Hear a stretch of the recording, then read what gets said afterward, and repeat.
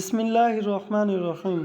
دوستو، support trading کیسے ہوتی ہے اور ایک فیچر کنٹینٹ کیا ہوتا ہے، کیا ڈیفرنس ہوتا ہے ان دونوں میں؟ اس شارٹ ویڈیو میں آپ کو ہر چیز سمجھ آنے والی ہے۔ اگر میں کرنسی کی بات کروں اور یہ بولوں کہ میں کرنسی کا سپورٹ ٹریڈر ہوں، تو اس کا مطلب یہ ہے کہ میں آن دا سپورٹ ٹریڈنگ کرتا ہوں، پیسے دیے اور ایک چیز لے کر اپنے پاس رکھ لی۔ اس میں کوئی تیسرا بندہ انوالو نہیں ہوتا۔ فار ایگزامپل، مجھے یہ لگ رہا تھا کہ پاکستان میں ڈالر 270 روپے سے اگلے کچھ دنوں میں 280 روپے پر جانے والا ہے۔ میں ابھی 27,000 روپے کے 100 ڈالر لے کر اپنے پاس رکھ لیتا ہوں آن دا سپورٹ فل پیمنٹ، اور اب ویٹ کر رہا ہوں کہ اس کی پرائس اوپر جائے تاکہ مجھے فائدہ ہو۔ فرض کرتے ہیں کہ ایک ہفتہ لگ گیا ڈالر کو 270 روپے سے 280 روپے تک جانے میں۔ میں نے 27,000 کے ڈالر لیے تھے اور ایک ہفتے بعد جب وہ 280 روپے کے ہو گئے تو 28,000 روپے کے میں نے ان کو مارکیٹ میں سیل کر دیے۔ مطلب 27,000 روپے کی انویسٹمنٹ آن دا سپورٹ، ایک ہفتے کا ویٹ اور 1,000 روپے میرا پروفٹ، وہ بھی صرف تب جب میرا انالیسز ٹھیک ہوگا۔ اگر میرا انالیسز ٹھیک نہ ہوتا تو ہو سکتا تھا ڈالر اوپر نہ جاتا، الٹا ہی نیچے آ جاتا، میرا نقصان ہو جاتا۔ اس لیے کوئی بھی کرنسی بائی کرنے سے پہلے انالیسز کرنا چاہیے، مارکیٹ کو دیکھنا چاہیے، فنڈامنٹل نیوز دیکھنی چاہیے، پھر انویسٹمنٹ کرنی چاہیے، ورنہ آپ کا لاس بھی ہو سکتا ہے۔ اب یہ ڈیفینیٹلی میرے انالیسز پہ ڈیپینڈ کرتا ہے۔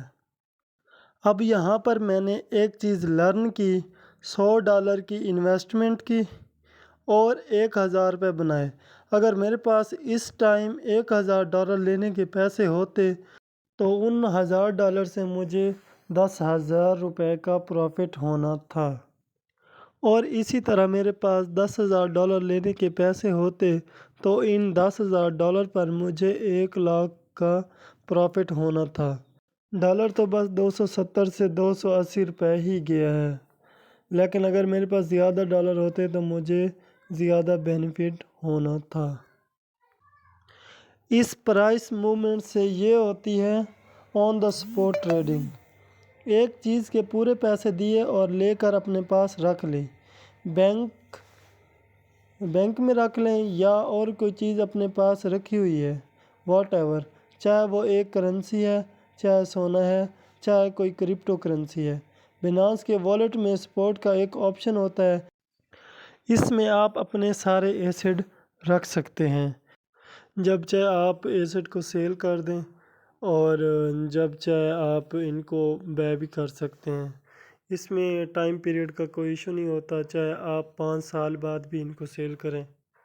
مارکیٹ تو اپ ڈاؤن ہوتی رہتی ہے، وہ تو آپ کو پتہ ہے، لیکن اس میں لاس نہیں ہوتا، نہ ہی اس میں کٹوتی ہوتی ہے۔ اب بات کرتے ہیں فیچر کانٹریکٹ کی۔ فیچر کانٹریکٹ کیا ہے؟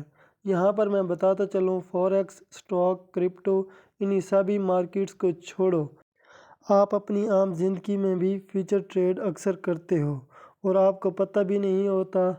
بتاؤں کیسے؟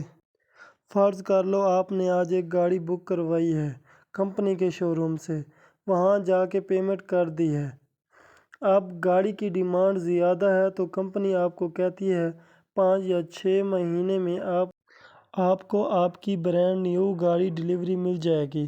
جانتے ہو نا، اکثر ایسے ہوتا ہے، بکنگ کروانی پڑتی ہے گاڑیوں کی، پھر جا کے وہ کچھ مہینوں بعد آتی ہیں، اسپیشلی وہ گاڑیاں جن کی ڈیمانڈ زیادہ ہو۔